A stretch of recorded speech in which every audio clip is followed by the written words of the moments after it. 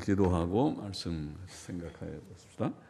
하나님 아버지, 주일 오후 저희들이 또 하나님께 예배드리고 찬송드리고 찬양 올리고 기도하고 또 성경 말씀을 좀 읽고 해석하며 듣고 묵상하게 하시니 감사합니다.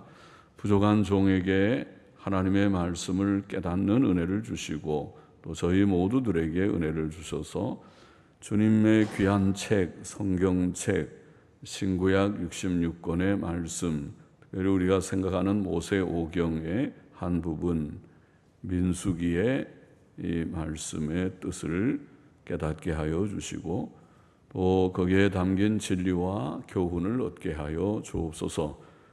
하나님의 영, 진리의 영께서 항상 저희를 지도하셔서 개인적으로 성경을 읽을 때도 잘 이해하게 하시고 또 예배당에 모여 함께 성경을 읽고 해석하고 듣고 할 때에도 말씀을 잘 깨달아서 하나님의 말씀이 우리에게 구원이 되고 또 우리에게 교훈과 책망과 바르게 함과 의로 교육하게 유익한 말씀이 되어서 우리를 온전케 되게 하여 주옵소서. 예수님의 이름으로 기도하옵나이다. 아멘. 아멘. 자, 민수기 15장 말씀입니다. 여러 법들에 대한 내용들이 나와 있는데 같이 좀 보십시다. 1절부터 다시 한번 읽어 보십시다. 아까 읽었지만은 여호와께서 모세에게 일러 가라사대 이스라엘 자손에게 고하여 그들에게 이르라. 자, 모세오경은 하나님께서 모세에게 주신 법들입니다. 모세는 하나님과 대면하여 아는 자요, 하나님의 특별 계시의 도구이었습니다. 오늘날 목사들은 선지자도 아니요, 모세와 같은 그런 인물이 아닙니다. 오늘 목사들은 교사라면 교사인데 교사라는 말도 함부로 우리가 너희는 선생이 되지 말라. 마태복음 23장에 보면은 랍비라 칭함을 받지 말라. 우리의 선생님은 그리스도뿐이요 성령님 뿐이시고 주께서 깨닫게 해주시는 것을 조금 깨닫는 것뿐이고 또 조금 몇 마디 권면하는 것뿐이다. 이런 마음가짐으로 성경을 연구하고 성경을 깨닫는 만큼 또 전하고 그래서 목사들이 깨닫는 만큼 전할 수밖에 없겠죠. 그래서 잘못 깨달으면 잘못 전하게 되는데 잘못 전하면 죄를 짓는 거죠. 성경을 잘못 해석하면 죄를 짓는 것이니까 조심스럽고 잘 해석하고 전해야 하겠습니다. 그래서 이제 목사가 좀 시원치 않으면 여러분들이 시원해서 목사가 잘 해석 못해도 여러분들이 스스로 성경을 다 능통, 정통, 달통하면은 되겠죠. 그래서 그러나 하나님께서 교회를 두신 것은 목사들이 성경을 좀 잘 가르쳐서 교인들이 다 성경 지식이 향상되고 믿음이 견고해지도록. 성경은 우리에게 두 가지 목적으로 주신 책이죠. 하나는 구원이고 하나는 온전함인데 디모데후서 3장 16절 17절에 나와 있죠. 그래서 15절부터 나와 있죠. 그래서 우리가 성경을 통해서 이미 구원은 대부분 받았고 안 받은 분들은 구원을 받는 것이 첫째고 구원을 받은 사람은 성경을 또 열심히 읽어야 돼요. 읽어서 온전하게 돼야 돼요. 우리가 그 성경의 지식이 나의 인격이 되고 나의 삶이 되도록. 성경 지식 따로 있고 내 인격, 내 삶이 따로 있으면은 무슨 소용이 있겠습니까? 그건 야고보서의 말대로 거울을 보고 내 얼굴이 지저분하구나 그러고 또 잊어버리고 그냥 지내는 것과 똑같다고 그랬어요. 거울을 봤으면 지저분하면 세수를 하고 좀 닦고 해야 되는 것과 같이 성경은 거울과 같아서 성경 속에서 깨달았으면 그 다음에 고치고 인격이 바르게 되고 또 그래서 그렇게 실천을 해서 하나님을 기쁘시게 하고 그래 하나님이 기쁘니까 복을 많이 주셔서 땅 위에 사는 동안도 복되고 영생의 나라에 넉넉히 들어가고 그래야 되죠. 그렇지 않고 뭐 다 성경 다 뭐 좀 아는 것 같지만은 성경 따로 있고 나 따로 있고 그러면은 그게 믿는 거가 아니죠.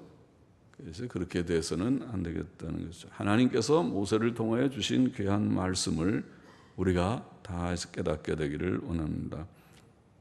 그래서 성경에 66권의 조그만 책들, 도서관 같은데, 조그만 도서관이죠. 그런데 그 가운데 구약이 39권, 39권 중에서도 처음 구약의 5권은 그야말로 모든 구약 종교, 이스라엘 여호와 신앙의 기초와 같은 것이라고 할 수 있습니다. 그래서 모세오경도 잘 알아야겠죠. 어떤 데는 모세오경이 어렵죠. 우리가 어려운 레위기도 잘 거쳐왔는데 민수기는 레위기보다는 훨씬 좀 쉬울 듯하고 그렇죠. 그래서 모세오경을 우리가 잘 공부하는 것은 필요하고, 공부라고 제가 말하는 설교하고 공부하고 뭐 똑같습니다. 예, 똑같지 않다고도 볼 수 있지만은 또 다르다고 말할 것도 별로 없어요. 옛날에 무슨 설교학적인 설교를 했습니까? 설교학적인 설교는 헬라 철학에서 나온 것이지 기독교에서 나온 것이 아닙니다. 오늘날 목사들은 설교학적으로 설교를 유창하게 잘하는지 몰라도, 그러나 성경의 전통은 설교학적인 설교를 하는 게 아니고 성경을 그냥 읽고 강해하는 것입니다. 그것이 에스라가 한 설교고, 또 모든 하나님의 종들이 모세의 율법책을 그냥 읽고 그것을 좀 뜻을 설명해서 모르는 것은 깨닫게 하고 그 속에 담긴 진리가 분명하게 밝혀지고 그렇게 되는 게 중요하지. 하나님은 이 책을 주셨는데 이 책은 익숙하지 않고 덮어놓고 멋있는 설교만 자꾸 하려고 하는 것은 좋지 않은 풍조라고 보입니다. 어디 성경에 그런 설교하라고 그랬는가 하고 반문할 수도 있습니다. 성경은 하나님의 책을 존중해 하나님께서 주신 이 책을 읽는 것으로 사실은 충분해. 읽고 그 뜻을 조금 설명해서 그 말씀대로 다 믿고 그 말씀대로 사는 것이 하나님의 뜻인데, 하나님이 기뻐하시는 목적은 다 잊어버리고 그렇게 웅변하고 연설하고 있네. 그렇게 돼서는 안 되겠다고 생각합니다. 그래서 그런 멋있는 웅변이나 연설을 들으러 교회에 오지 말고 성경을 배우러 예배당에 모이고 하면은 좋겠고, 계속 그렇게 되면 좋겠습니다. 이 강단이 주님 올 때까지 여기에서 멋있는 웅변 연설을 하는 강단이 아니고, 이 강단이 성경 말씀을 또 읽고 또 읽고 풀어주고 또 풀어주고, 아는 것도 복습하고 모르는 거는 좀 깨닫고 아는 거는 다시 다 기억하고 복습하고. 바울은 서신을 쓰면서 내가 여러분들이 몰라서 이걸 쓰는 것이 아니라 여러분들은 알지만 또 기억나게 하려고 이것을 쓴다 그러면서 서신들을 썼어요. 우리에게는 그것이 성경이 됐습니다. 놀라운 것이죠. 그래요. 다 아는 것 같아도 알지 못하는 것이고, 그것이 나의 인격과 삶이 되기 전까지는. 자, 이스라엘 자손에게 고하여 그들에게 이르라. 너희가 내가 주어 거하게 할 땅에 들어가서, 가나안 땅이죠. 오전에도 나왔지만은 여호와께서 화재나 번제나, 여기 보면은 우리 번역이 화재, 번제 뭐 이런 이렇게 구분하는 것처럼 돼 있지만은 원문이나 영어 성경을 읽을 줄 아는 분들은 영어 성경에는 그것이 아니라 뒤에 나오는 번제, 서운을 갚는 제, 낙헌제, 서운을 갚는 제나 낙헌제를 우리는 합쳐서 화목제라고 그럽니다. 화목제 안에 서운을 갚는 제도 있고, 낙헌제라는 말은 후리빌 오프링, 자원해서 자기가 뭘 기쁘게 그냥 아무 이유가 없어도 기쁘게 하나님께 제물을 드리고 싶을 때 하는 것이 낙헌제라는 것입니다. 그리고 또 감사할 때 드리는 제수도 있어요. 이런 걸 합쳐서 화목제라고 합니다. 화목제 속에 이것이 들어있는 것입니다. 그럼 번제나 화목제나 정한 절기에도 거기서 번제도 드리고 속죄제 드리고 화목제 드리고 절기마다 드리는 것이 있죠. 이런 것을 화제로 드린다 그 말입니다. 여호와께 화제나 하지 말고 화제로 번제나 서원을 갚는 자나 낙헌제나 정한 절기에 소나 양으로 여호와께 향기롭게 드릴 때에는 그러지 말고 드릴지니라. 그리고 끊어버리는 것이 좋습니다. 영어 성경들도 그렇게 번역하고, 아마 원문도 제가 보진 않아도 그럴 것입니다. 영어 성경이 다 똑같이 그렇게 번역하는 걸 보면 그럴 것입니다. 여호와께 향기롭게 드릴지니라. 향기롭게라는 말을 제가 해석했습니다. 레위기 할 때 해석했고 민수기에도 간혹 나왔습니다. 향기롭게, 여기도 나오는 거죠. 향기롭게라는 이 말은 속죄의 향기로, 속죄의 향기라는 뜻이라고 했습니다. 속죄, 더 정확히 말하면 유화의 향기. 유화라는 말을 우리가 많이 안 쓰니까 유화보다는 속죄라는 개념이 더 쉬우니까. 그리고 영어로는 soothing 로마가 향기라는 말이고 soothing이라는 말이 그것이 부드럽게 하는, 누그러뜨리는 그런 말입니다. 유화라는 개념입니다. 그러니까 하나님이 우리가 죄를 지으면 화를 내시, 진노하시는 하나님도 화내십니까? 하나님은 성격이 좋으신데 화 안 내실 것 같은데 아니요. 하나님께서 화내시죠. 화내시니까 노아 홍수 심판도 하고 소돔 고모라에 유황불을 내려서 하고 마지막 지옥 형벌도 내리시는, 화 안 내시면 그런 거 아세요? 하나님은 공의의 하나님, 화를 내실 수 있는 하나님이십니다. 예수님께서도 보통은 착하시고 그냥 부드럽지만은 불의에 대해서 한 번은 예배당에 와서, 성전에 와서 상을 성전에서 소, 양 팔고 돈 바꾸고 그러면서 돈 장사하고 성전에 제사를 빌미로 해서 장사하는 이득을 남기는 사람들을 보고 경노하셔서 내 하나님의 집을 강도의 소굴로 만든다. 강도 소굴이죠. 억지로 그들이 하나님께 제사 드리려면 안 할 수 없으니까 할 수 없이 양을 사고 값도 다 매겨놓고 그냥 전매와 같은 거죠.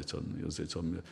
무조건 값을 높이 해놔도 안 살 수가 없이 울며 겨자 먹기식으로 산다고 표현하듯이 그렇게 하니까 그게 강도질 하는 거잖아요. 강도질. 그렇게 한다고 상을 둘러 엎어버리고 소들을 다 쫓아내버리고 그렇게 했다고 되어 있거든요. 그러니까 성전 뜰이 얘기죠. 구약의 성전 그러면 성전 성소 지성소가 아니라 성전 뜰에서 보통 예배를 드리고 성소 지성소는 제사장들만 들어오지 일반 사람이 들어오지는 못하죠. 그러니까 그렇게 한 것과 같습니다. 그래서 그 진노하시는 하나님의 진노를 누그러뜨리는 것이 속죄 개념입니다. 그래서 성경의 속죄라는 것은 죄값을 대신, 죄의 형벌을 대신 받는다는 어려운 말로 속상, 영어로는 expiation, 속상이라는 개념도 있고 그다음에 유화라는 개념이 있어요. 누그러뜨린다, 영어로는 propitiation, 유화라는 그런 개념이 있어요. 그래서 그것이 바로 여기에 향기롭게 그렇게 번역을 했는데 이 원어의 뜻은 유화, 속죄의 향기로, 속죄의 향기로 드릴지니라. 그러니까 모든 제사는 속죄의 의미가 있기 때문에 속죄의 향기로 드릴지니라.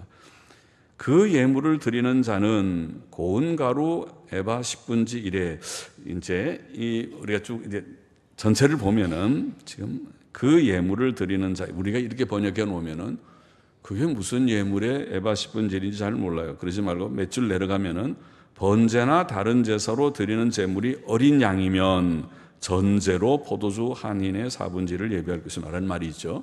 그러니까 번제나 다른 제사로 드리는 제물이 어린 양이면 그거를 앞으로 끌고 와야 뜻이 돼요. 그래야 말이 통하는 거예요. 그래서 지금 이제 향기로 드릴지니라 마침표 찍고 끝나고 그 다음에 번제나 다른 제사로 드리는 제물이 어린 양이면 이제 어린 양을 드릴 때는 이렇게 하고 그 다음에 순양을 드릴 때는 이렇게 하고 순염소를 수송아지를 드릴 때는 이렇게 하고 그렇게 차근히 설명해 나가는 것입니다. 그래야 말이 잘 되죠. 그렇게 바로 또 이해가 되죠. 진짜 그러냐. 영어 성경을 보면 영어 성경은 여기 어린 양을 하는 말이 맨 문장의 끝에 와 있으니까 영어를 읽을 줄 아는 사람은 시작에 쭉 나오긴 하지만 그 문장의 맨 끝에 가보면 어린 양을 드릴 때에는 하는 어린 양을 위해서는 하는 말이 끝에 나오니까 하나로 전부되어 있어요. 그럼 우리가 번역할 때는 어린 양을 드릴 때에는 먼저 앞에다 놓고 시작해야 말이 잘 통하겠죠. 아이고 저 목사님은 성경을 마음대로 막 뜯어 고친다 그러는데 뜯어 고치는 것이 아니라 우리가 성경의 무어를 믿는데 무어는 원문의 무어를 믿는 것이고 원문의 무어가 가능하면 이제 다 우리가 잘 번역이 되면 좋은데 일단은 영어 성경을 우리가 번역을 한 셈이 우리 성경을 할아버지들이 번역하지만은 원문 실력도 좀 있긴 있지만은 그 당시에 영어 성경들 리바이스 버전 개역 성경이라는 것하고 그 다음에 아메리칸 스탠다드 버전 1901년에 미국 표준역이라고 하는 성경을 주로 참고하면서 많이 번역을 했어요. 그래서 영어 성경을 이제 번역하는데 영어는 지금도 그렇지만은 번역이 쉽지 않아요. 그러니까 조금 잘못하면 오역도 하고 뭐 오역이라고까지는 할 건 없을지는 몰라도 여하튼 번역을 이렇게 해놨는데 그보다는 그렇게 되면은 뜻이 구조가 잘 맞지를 않는데 지금 제가 설명한 대로 번제나 다른 제사로 드리는 제물이 어린 양이면 그것을 앞으로 하는 것이 훨씬 뜻을 잘 이해할 수 있다고 봅니다. 그럴 때는 그 예물을 드리는 자는 번제나 다른 제사로 어린 양을 드릴 때에, 그러니까 번제나 다른 제사라는 말은 화목제를 아까 말하는 거죠. 번제나 화목제물이나 어린 양을 드릴 때에는 이런 제물, 짐승 제물을 드릴 때는 소제를 같이 드리라는 겁니다. 소제에는 고운 가루 에바 10분지 1, 고운 가루 에바 10분지 1이라고 되어 있죠. 그렇죠? 우리가 15장에 고운 가루 에바 10분지 1 자, 여기는 이제 고운 가루 에바 10분지 1 그렇게만 되었는데 그 다음에 제가 지금 이게 잠깐 이렇게 본 것은 거기도 그렇게 됐나 보는 건데 5절 6절 쪽 이하에 보면은 한 에바 10분지 2 한이라는 말이 나와요. 그래서 이 한이 뭔가 그러니까 우리가 에바 10분지 1 하느라고 저울에 대해서 10분지 1 되고 여기에 조금 10분지 1 조금 넘으면 안 되고 조금 모자라면 안 되고 그렇게 너무 엄격하게 하는 게 한 하면 대충 대략 그런 말이잖아요. 대략 한 에바 10분지 1 그러겠죠. 한 그 좋은 것 같아요. 그래서 한 흰의 뭐 4분지 1 이렇게 했는데 였습니다. 여기는 우리가 번역이 그냥 에바 10분지 1로 되어 있는데 에바 10분지 1에 기름 한 흰의 4분지 1 한이란 말은 대략적인 그런 의미라고 보입니다. 한 흰의 4분지 1을 섞어 여호와께 소제로 드릴 것이며 그러니까 짐승 제사를 드릴 때는 소제를 같이 드린다는 말이죠. 소제를 드리는데 지금 어린 양은 지금 제일 어린 작은 제물이니까 소제가 좀 양이 작습니다. 그 다음에 순양은 그보다 좀 양이 또 배갑절이 됐어요. 한 에바 10분지 2 그러니까 좀 양이 많아지죠.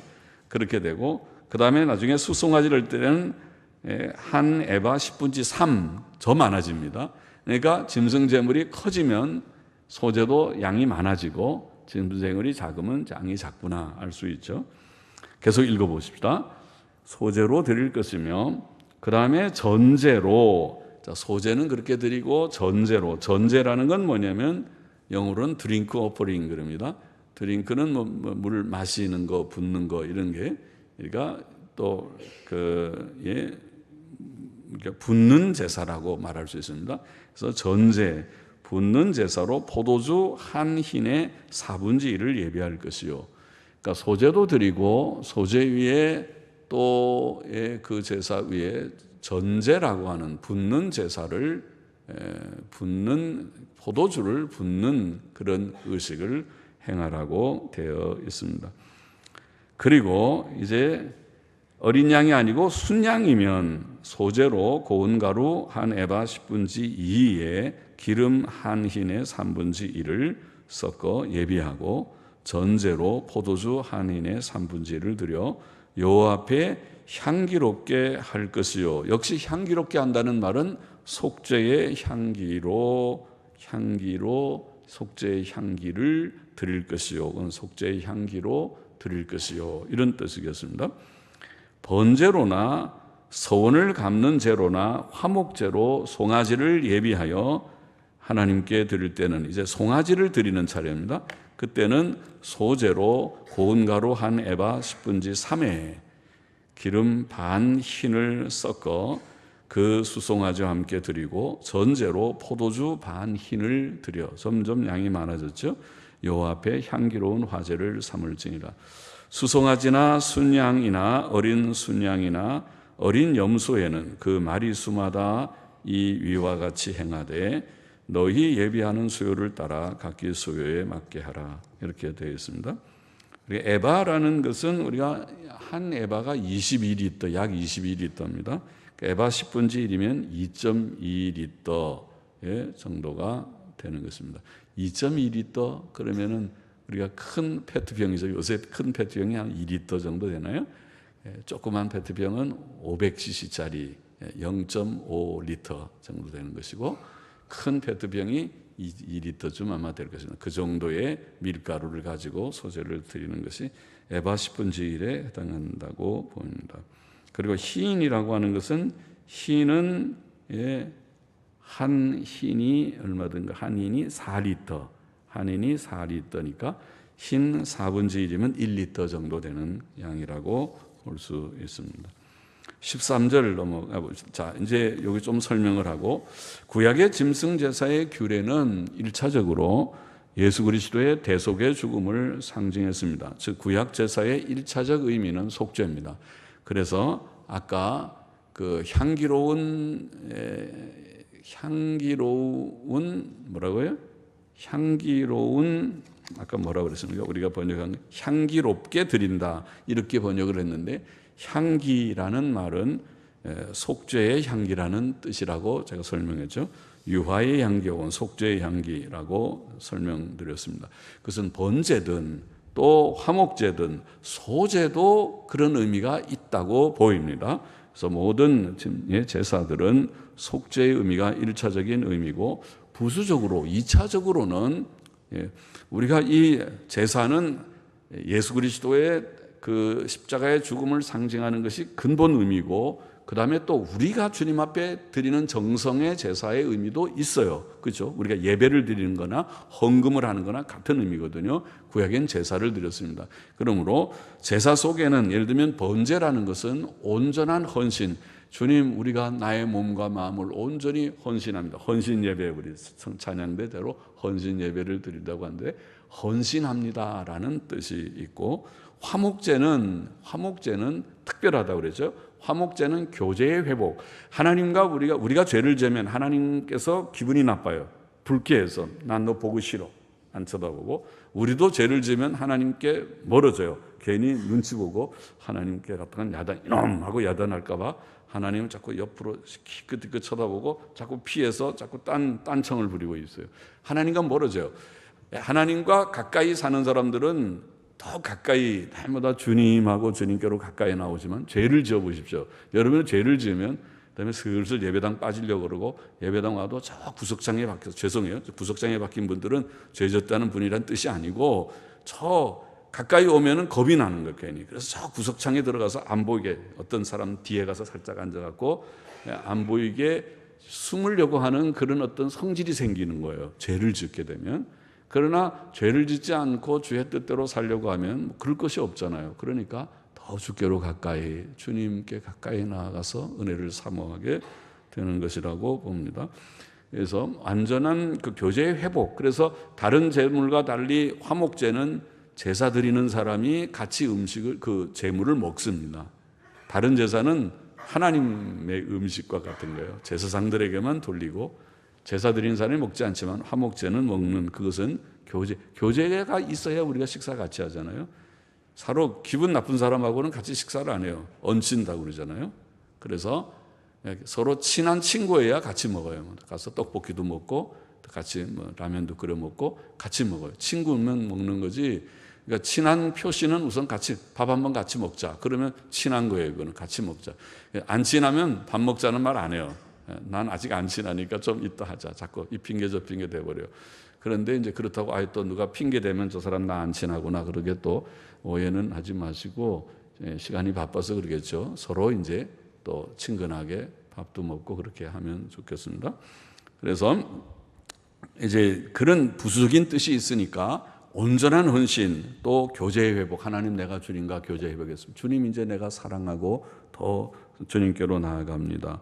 그런 뜻이 있다는 것입니다. 또 소제라고 하는 이 제사는 곡물 제사잖아요. 소제가 지금 가루로, 밀가루로 만들어서 그걸로 떡을 만들어서 하나님 앞에 드리고 하는, 또 그런 번철로 구워서 또 부꾸미처럼 만들어서 또 이렇게 여러 형태로 이제 드리게 되는 것인데, 그것은 그 고운 가루를 곱게 뽀우라는 것이 예수 그리스도의 온전한 순종을 의미하는 것이라고 보이고, 거기에 속죄의 의미가 있다고 보이고, 그리고 또 우리들 제사 드리는 자신에게도 결심하는 거예요. 내가 온전히 주님께 순종하겠습니다. 나를 다 부숴버려서, 내가 살아있으면 안 되잖아요. 자기를 부정해야 되는 것이에요. 그러니까 다 완전히 뽀듯이.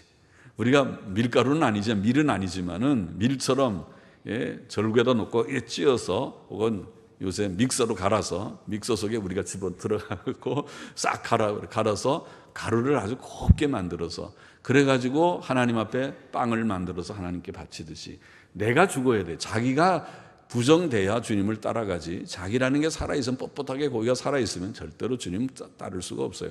조금 따르는 듯 하다가 어떤 때 기분 나쁘면 기분 잡숴서 이제 더 이상 안 믿는다. 예수 내가 이제 믿나 봐라. 주님 차버리고 자기 갈 길로 갈 것입니다.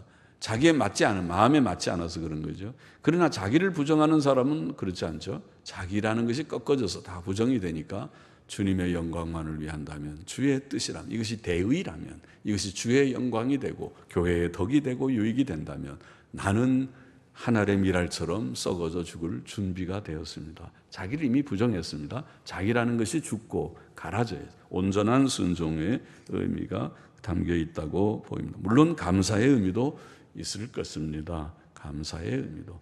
늘 우리가 음식은, 빵은 먹을 때마다 감사하는 거 있으니까 그런 의미도 들어있을 것입니다.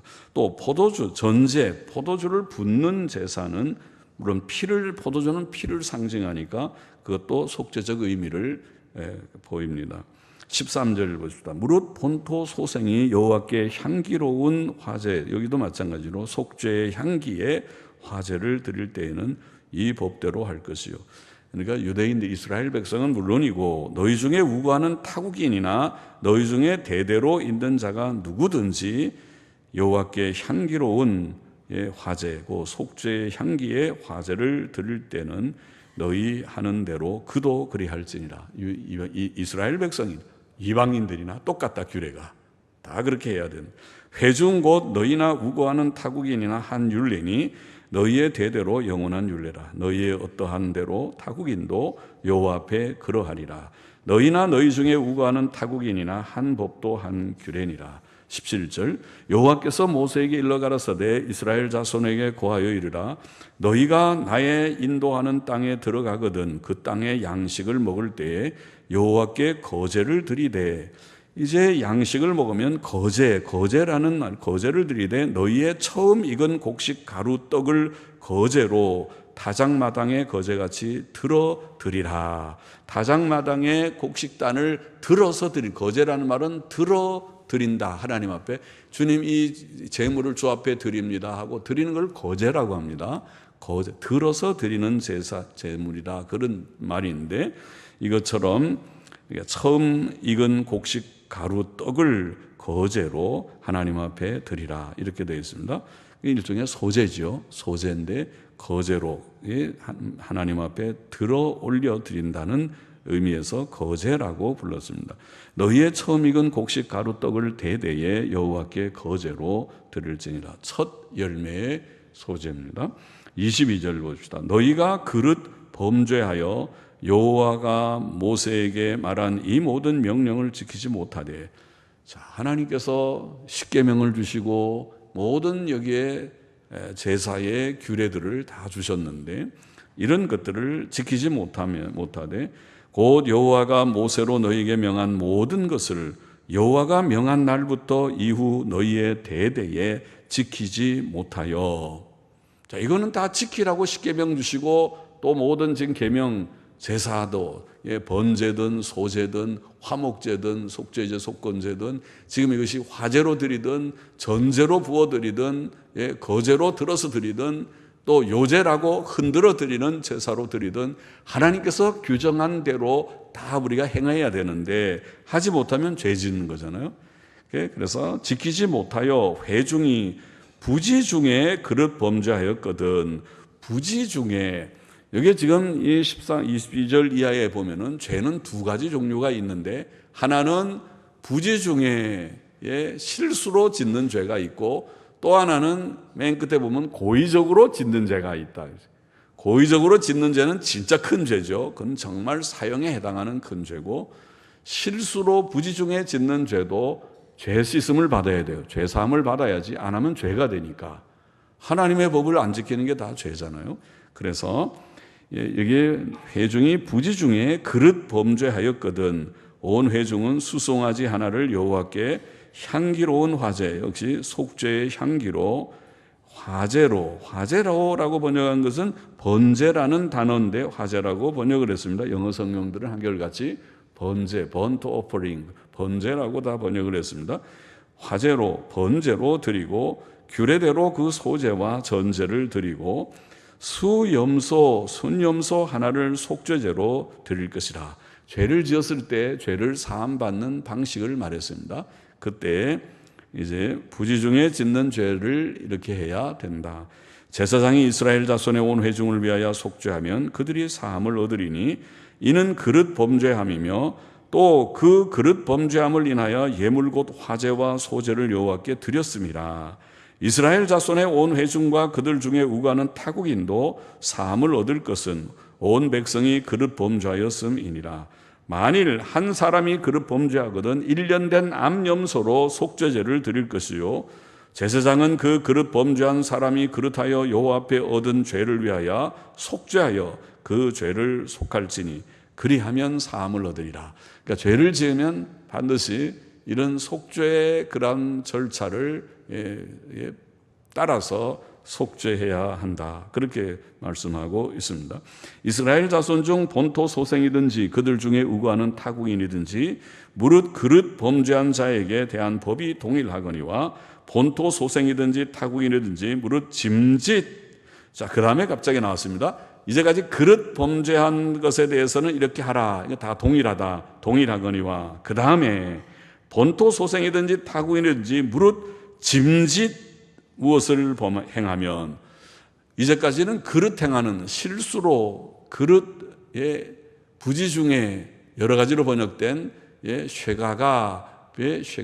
쉐가라는 말을 썼습니다. 샤가 혹은 샤가라는 말이 무지의 죄를 범한다는 그런 동사고, 쉐가가라는 명사는 그릇 혹은 부지 중 이런 이제 말로 번역되는, 앞에다 전치사 배를 붙이면 베쉐가가 그러면 부지 중에 이런 말로 성경에 반복해서 많이 나오는 그런 단어입니다. 그러나 여기에 짐짓 무엇을 범하면, 짐짓이라고 하는 이 말은 베아드라 라마라는 말은 높이 손을 든다. 손을 들고 막 대항하듯이, 우리가 싸울 때 손 들고 막 대항 삿대질한다. 그래서 삿대질하듯이 야드라는 말이 손이라는 말이고 라마라는 말이 높이, 손을 높이 들고 막 따지고 애들듯이 이렇게 죄를 지어도 어떤 사람은 지키려고 하는데 내가 부족해서, 내 성정이 약해서 내가 죄를 짓는 경우도 있지만, 어떤 사람은 그러면 어때? 죄 지으면 지옥 가라면 가지, 내가 못 갈 거 있는가 나도 간다. 이거 어떤 사람은 지옥도 간대요. 지옥 가는 거를 겁을 안 내고 간다고 큰 소리 치는 그런 악한 사람들도 있어요. 지옥이 진짜 어떤 곳인지 알기는 알고 그러나요? 영원히 불붙는 고통에, 죽지도 않는 고통의 처소에 간다고요? 영원히 가서 고생할, 난 갈 수 있다고요? 이거 참 함부로 그렇게 말하는 거 아닌데요. 우리는 지옥 가기를 원치 않습니다. 생각만 해도 두려운 곳이 지옥입니다. 그래서 이런 짐짓 범하는 죄, 아주 고의적인, 또 건방지게 도전적으로 영어 성경들을 보면은 그런 식으로 표현했습니다. presumptuously, 아주 건방지게 도전적이게 죄를 짓는 고의적인 범죄는, 그것은 그야말로 사형에 해당하는 것이죠. 그래서 그런 사람은 여호와의 말씀을 멸시하고 하나님을 짓밟는 거죠. 그 명령을 파괴하였은즉 그 죄악이 자기에게로 돌아가서 온전히 끊쳐지리라. 끊쳐지는 것이 뭡니까? 사형이라고 그랬습니다. 제명출교 혹은 사형, 이스라엘 사회 속에서 살지 못합니다. 아예 나가서 혼자 이방인처럼 살든지, 이방인들은 마지막 심판 때까지 자유롭게 잘 먹고 잘 살고도 하니까 나가서 살아. 세상 사람처럼 살아. 너가 그렇게 살고 싶으면 교회 밖에서 살아. 교회 안에 다시 오지 마. 교회 드나들지 마. 그거는 합당치 않아. 교회는 그런 곳이 아니야. 나가서 네 마음대로 자유롭게 살아라. 그리고 나중에 뭐 지옥 가고 뭐 나중에 핑계하지 마. 자유롭게 살아라. 또 이스라엘 사회 안에서는 사형이라는 엄격한 그런 벌을 내렸습니다. 무섭죠? 그렇게 해서 우리가 보통 사형시킬 때는 법관들이 그러죠. 이런 극악한 죄는 우리 사회에 용납되어서는 안 되기 때문에 부득이 사형을 선고한다. 그리고 딱 그 사람이 살면은 다른 사람 또 죽이고 강간하고 또 나쁜 짓, 극악한 죄를 자꾸 지을 것이니까 우리 사회에서 용납할 수 없기 때문에 이 사회에서 제거해야 되기 때문에 부득이 사형을 선고한다. 이렇게 법관들이 얘기하더라고요. 그 말이 성경적이에요. 어떻게 보면 성경의 정신이 그것입니다. 그래서 두 종류의 죄를 여기에 말했는데 어떤 죄는 용서받지 않으면 안 되는 것이죠. 32절 보십시다.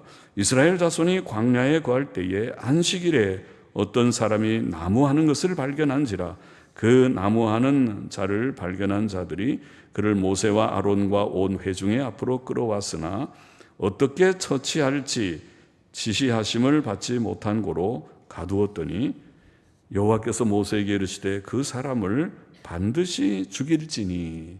지금 한 예를 얘기했습니다. 죄는 두 가지가 있는데 부지 중에 짓는 죄, 고의적인 죄가 있는데 안식일을 범한 죄는 어디에 속할까요? 안식일을 범한 죄는 어디에 속할까요? 여기 보면 고의적인 죄. 그렇죠. 안식일을 지키라고 명령하는 죄를 고의적으로 본인이 다 알아도 짓밟듯이 무시해 버렸습니다. 그래서 그 죄를 예를 들었습니다. 예를 들어서 반드시 죽일지니 온 회중이 진 밖에서 돌로 그를 칠지니라.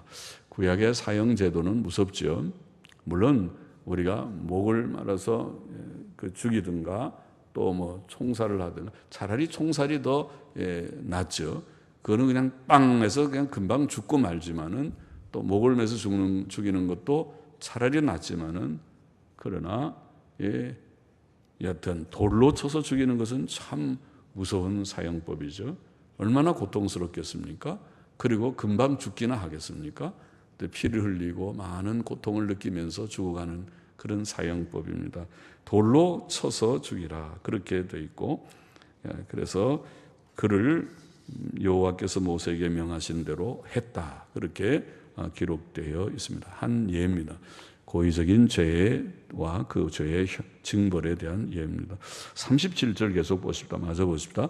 여호와께서 모세에게 일러 가라사대 이스라엘 자손에게 명하여 그들의 대대로 그 옷단 귀에 술을 만들고 옷단의 귀에 술을 만들고 청색끈을 그 귀의 술에 더하라.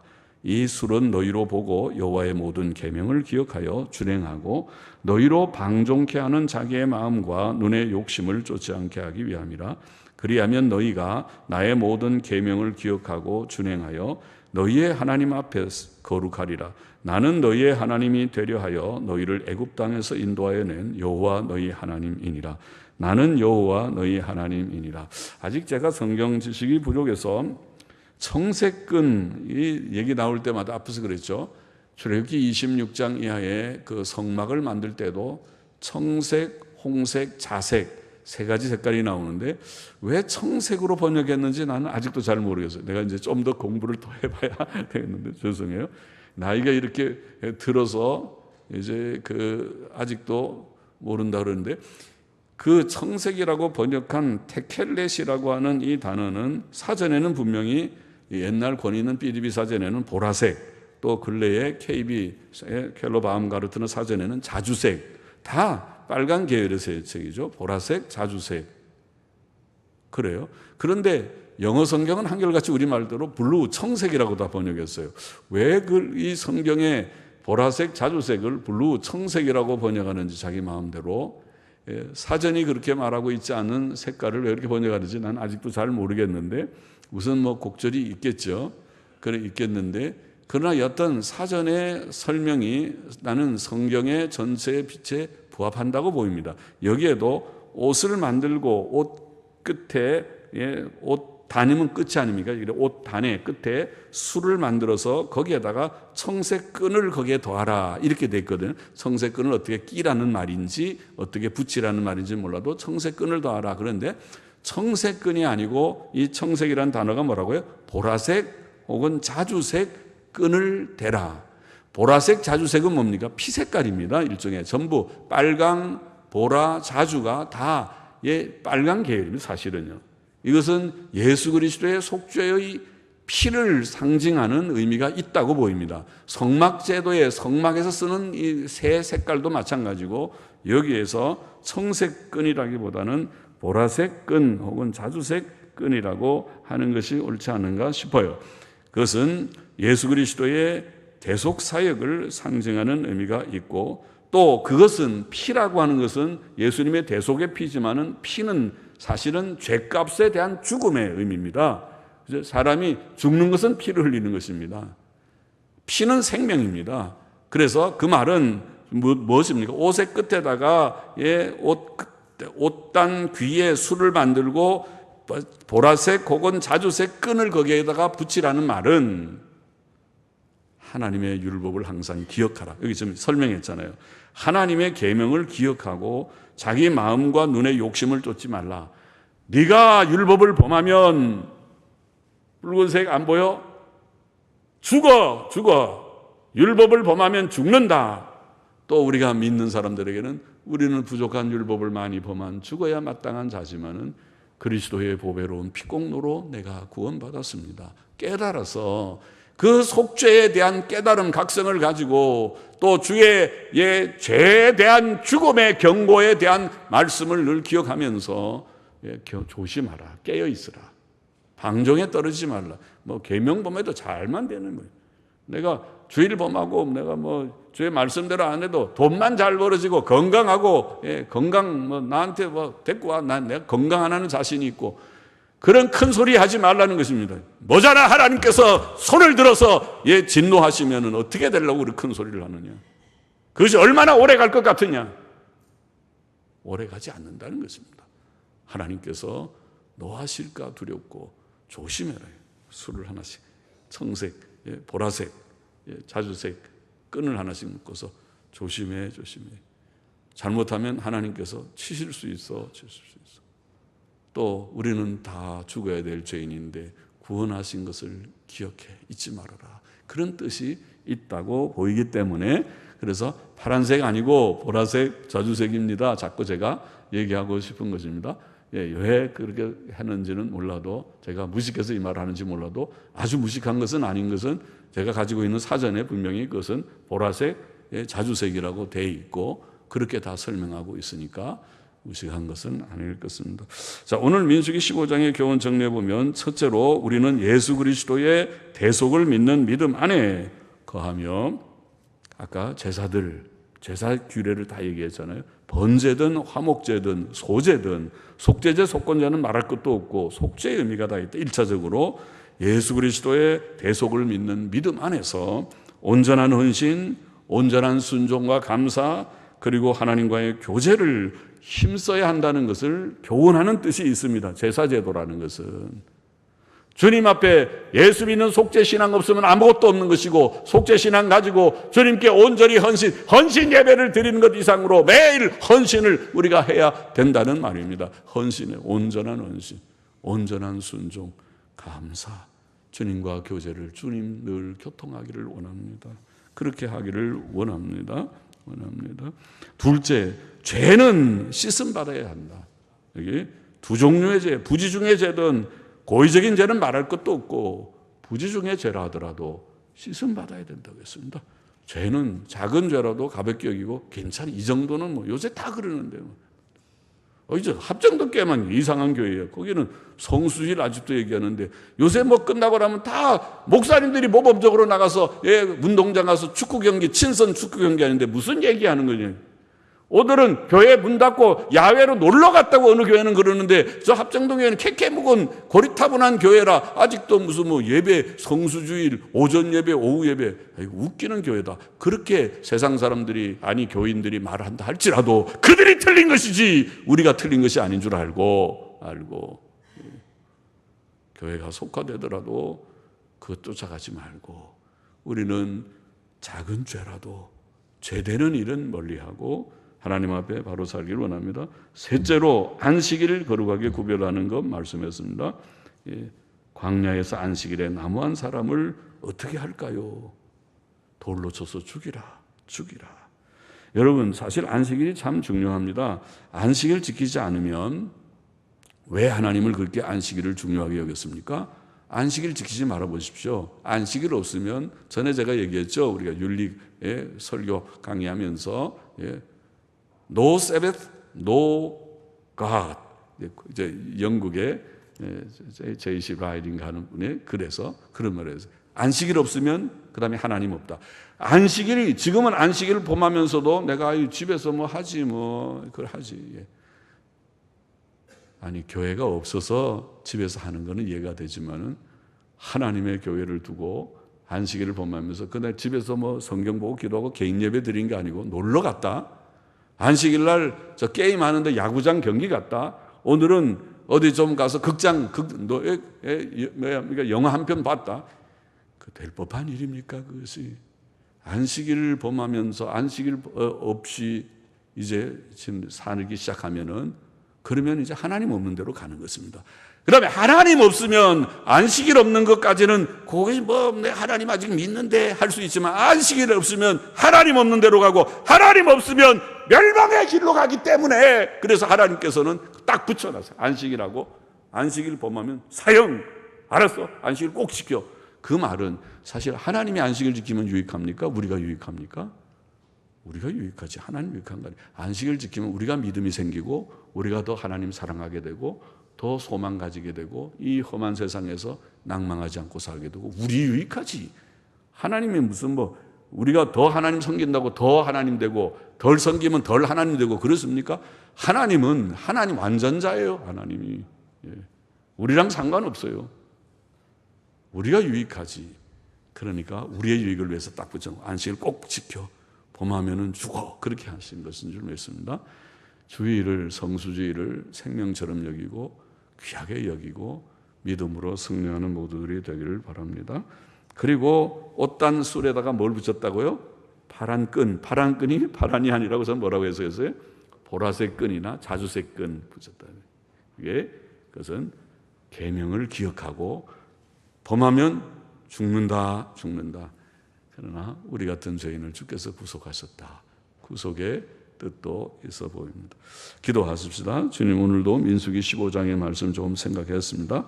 마음에 새기고 예수 그리스도를 믿는 속죄의 믿음 안에서 온전한 헌신, 온전한 순종, 감사, 하나님과의 교제 회복을 힘쓰는 교제를 힘쓰는 저희 모두가 되게 하여 주시고 모든 작은 죄라도 죄는 씻음 받게 하여 주시고 주의를 성별하여 거룩히 지킬 수 있는 힘을 주시고 계명을 늘 기억하며 힘써 행하는 저와 우리 모두가 되게 하여 주옵소서.